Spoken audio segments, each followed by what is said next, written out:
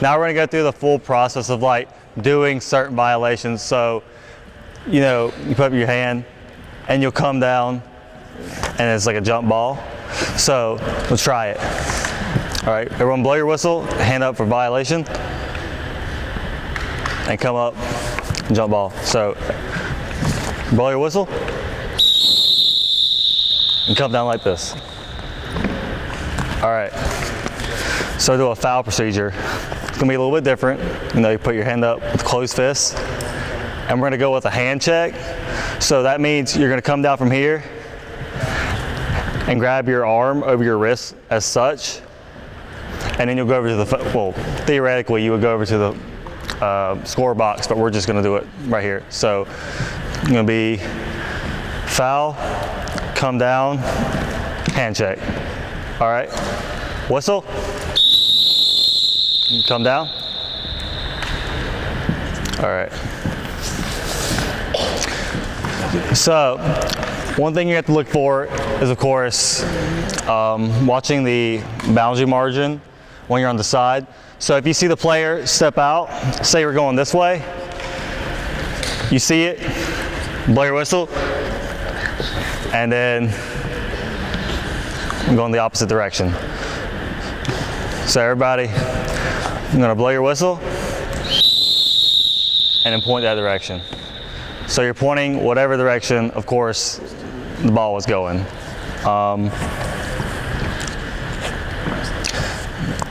So, of course, we have procedure when you're administering fouls below.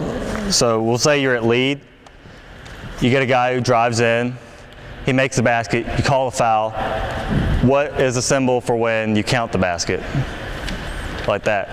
All right, let's try that now. So it's whistle, palm up, count the basket, then you go over and be like, oh, there's a white 32 with a push, count the basket, one shot. So try it. Everybody, do it. Like that.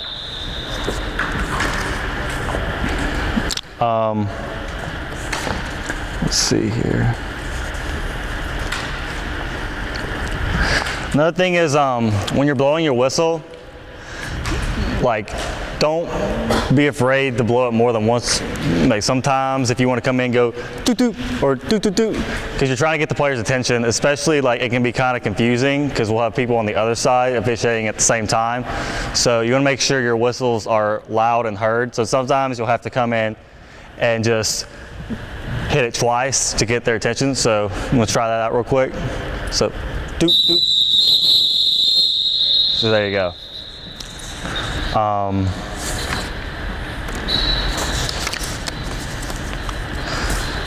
So over and back, say you're the center right here, and you notice it go over, the player goes into the back court. You're gonna come in, palm out, hand out with the whistle, and it's gonna be like, and then you'll point the direction of the possession. So we'll try that out. So it's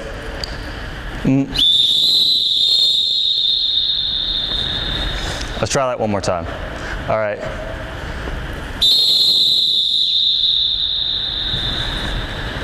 All right, cool. Hey, when you signal, don't go like this. You signal, put your hand down, point like this. So you don't want to turn your body, because as soon as you go like this, you have an out-of-bounds call, and you go like this, what did I just do? I looked away from this half of the court, right? So if you do this, you're just like over and back, point with this hand. Now I stay open. If you get better at it as you go on and on and on, you go like this, you point with this hand. If I have travel here, I go this way. That's as you get further and further. Don't ever be like that way. Because now you just hurt yourself the entire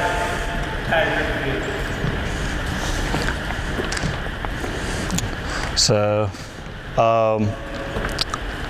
now we'll try a kick violation. So just palm in the air, whistle, and do the kicking motion, and of course, direction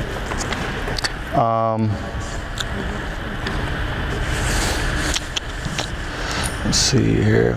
Oh yeah, so block charge. You're gonna come in, so your lead, you obviously see something that you see as a block.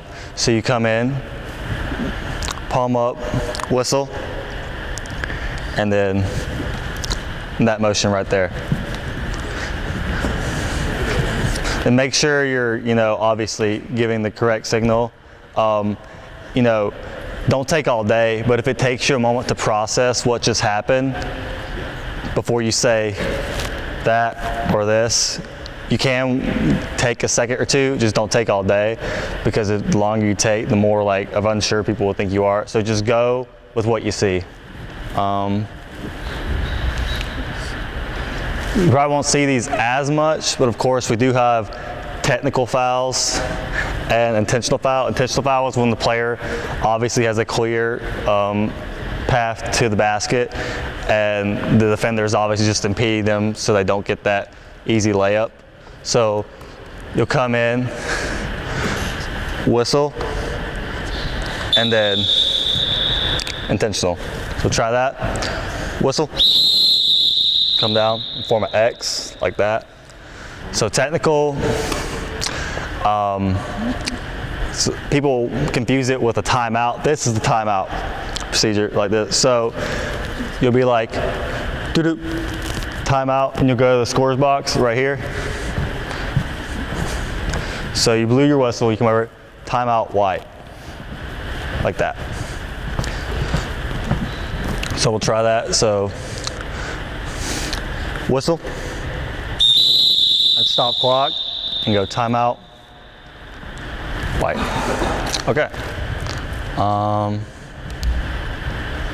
The thing about giving it technical, when you give it technical like this, don't get all too excited about it. Because when you do this, you're gonna put your palm of your hand into your middle finger, and you're gonna break a finger. You'll be like, bam, technical. It's gonna hurt. No, don't do it this way. That's not a technical. I don't know what this is. It's this right here. Technical. And point at the person, or at the bench, whoever it is. But it's one of those that you'll start to get to be like, yeah, I got one, and then you'll really jam a finger, and that hurts. So stop the clock, technical, whoever. One important thing I remember from my training that Andy instilled was the idea that your whistle is a vital tool in situations where there's skirmishes. Obviously players will get heated, start pushing. If you go in there and blow your whistle as hard as you can 3 or 4 times, odds are they're gonna stop because their ears are ringing so loud that they don't know what's going on. So that's a good use for it if you do need to, obviously, use it in the right situation, but you have that available to you. Let's see. Another thing is, you won't have to worry about it as much because the clock only stops in our league within the last minute of the second half or the last minute of an overtime period, but that will be really important to master. Just knowing the situation, keeping an eye on the clock so you know, because you're in control of the clock in that last minute. Because when you go like this, when you're signaling for the clock to stop or start, that'll depend on your whistle blowing and your mechanics. So let's say you need to stop the clock, so you'll just, there's 40 seconds left. Whistle up, whistle. And that should signal for the scorekeeper to stop the clock. And then of course, on inbounds, to alert everybody that you're about to inbound the ball, whistle up, and then you'll hand the player the ball. Because you're giving them the directions that play is about to start. Your whistle, like I said, is a vital tool, so you'll be using that in that situation as well. Show them how you're gonna do it. So I get the ball in my right hand, whistle my left. Doop. Give yourself another little space, a little bit more. There you go. All right, so he's got his hand up. So what I do is, the whistle really only has to be on the baseline. If you do it elsewhere, it's not a big deal. Spot, or you can run the baseline. One of the two, depending what you have. This is important. Why do you think this is important? Distance to the goal. What? Distance to the goal. If they take off run on the baseline after you say spot, what is it? Violation. It's a violation, right? Spot violation. But if you don't tell them anything, they take off run and be like, well, you didn't tell me. Spot! If I'm on the sideline, I get away from him, bouncing the ball, 1,001, 1,002, chop the clock whenever he passes it in. If I'm on the baseline, boop, spot, I hand him the ball because I'm closer. Don't ever bounce the ball if you're staying. If you're staying on this one, you hand him the ball, hand him or her the ball. In this case, him. So what I do is spot, point at the ground, or if they have the baseline to run, I will give them a visual baseline to run. Spot, hand the ball, back away 2 or 3 steps, and give that count. It stops, you chop it in. If you have to count this way, you count this way. But yeah. Another violation we didn't go over is the 3-second violation. This is for the, oh, okay. So usually for a 3-second, in our league, it only applies to the offense. That is when It only applies to offense. only applies to offense. Yeah. So it's within the paint area. Okay. So this is the 3-second symbol for violation. So you're going to come up with your whistle like this, as you would normally, and you'll come down and flash the 3 like that, so you'll know it's 3 seconds. Usually, when you're down at lead, you want to communicate with the players. Be like, "Hey, blue, 3 seconds. Hey, blue," and you give them a warning. And if they adhere to that warning, get out, they're good. But if they do it again, you gotta get them on that. So yeah. All right, so in here, what he's going to do is he's going to start calling out a foul or violation. It could be a travel, it could be a hit, it could be whatever he calls out. What you need to do is if he calls out a violation, you put your hand up like this. Beep, travel. Give the signal, give the direction. If it's a foul, go like this, then give whatever he gives. If it's a hit, block, player control, whatever it is, he's going to tell you. And the wonderful assistants that are standing behind him are going to help evaluate your signals and your mechanics. So for my supervisor who's standing behind him, you're going to watch. So whatever he gives you. Carry. There you go. Once you give the signal, give a direction. Charge.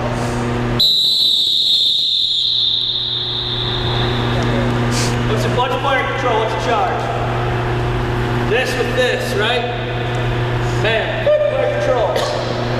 Sometimes you'll see us go like this. That's all right. If you come out and go like this, that's what we want. This gives you direction. This one right here. Hand behind the head. Put this down. Player control. Or charge. All right. We got a hold.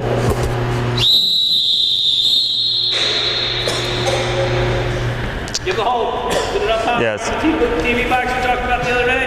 Hold. I'm 5'8" on a good day. Get that signal up strong. 3 second.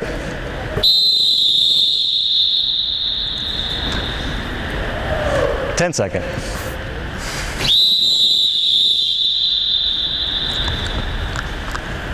Five-second.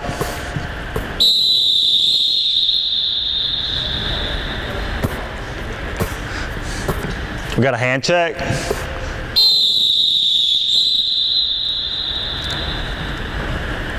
Technical foul.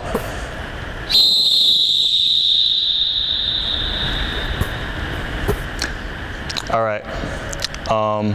We got a spot inbound. So just. All right. Push. There we go.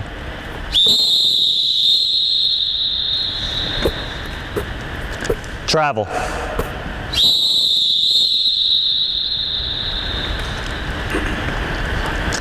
Block.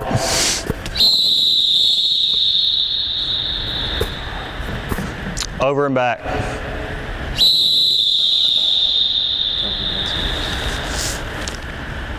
Foul, count the basket. That's where you can get creative. Like get a little freedom, get a little liberty. Don't just be like, that's good. Score the bucket. Give a little bit, especially if it's a big time call. If you're just like,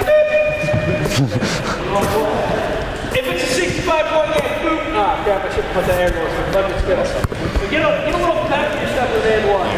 That's what excites them is that and one. Bucket's good. Then he goes to the table. White, you're still bucket white, 20 block. One shot. That's what you want to do. When you do this, a lot of you done flag football or soccer for me, which I get. In basketball, that whistle's always in your mouth. We talked about it the other day about blowing the whistle. Do not breathe through the whistle because inevitably it's going to go. And there's a lot of people who stop. If you do that, my partner sneezed probably two and a half weeks ago. He went, oh shoot, he blew his air through his whistle. Rat went everywhere. And everyone else looked around like, what happened? I was like, he sneezed. It happened. If you blow your whistle, just kill it. You know why? Because inevitably somebody's going to stop, you're going to take off colors, and I'm going to have to choose if you can blow your whistle, and I'm going to chase it down. Don't do it. Or I'm like, oh, whatever, I start walking away with it. I travel. Kill that play and send it back to the keeper's possession. If nobody's in possession of the ball, jump ball. So just remember that. I want to know that I've got to have a landing. Please slow down the landing. Because a lot of people are like, hey, go down the landing. What's going to happen is you're going to want to drop it and you're going to kick it like that time. I had a landing when I did. You want me to hit? Several times. Just make something up. Just make something up. Can't illegal use of hands. Personal foul. You have a couple football wrestling hands. Occasionally we go across the lawn in the next room, and I'll let you see it. If we have time tomorrow, we can do that. Depending how quickly we get done. So just remember that. Alright? Alright, so if you're in crew one, you're going to head that way.